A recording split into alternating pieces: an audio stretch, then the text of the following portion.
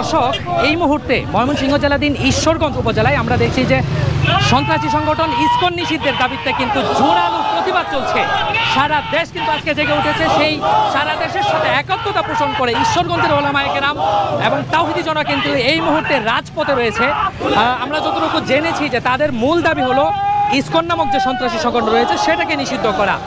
আপনারা সম্প্রতি ঘটনা প্রবাহ জানেন, যে ঘটনায় আমরা দেখেছি যে টঙ্গীর একজন ইমামকে, বর্ষিয়ান একজন মুরব্বী আলেমকে কিভাবে এই ইসকন নামক সন্ত্রাসী সংগঠন সেই দীর্ঘদিন যাবৎ তাকে হত্যার হুমকি দিয়ে আসছিল এবং পরবর্তীতে সবশেষে আমরা দেখেছি তাকে পঞ্চগড় থেকে অজ্ঞান অবস্থায় পাওয়া গিয়েছে। অর্থাৎ তাকে যে গুম করা এবং তাকে ভারতে পাচার করে দেওয়ার যে একটা ষড়যন্ত্র, সেটার কিন্তু একটা প্রকাশ্য প্রদর্শনী আমরা দেখেছি।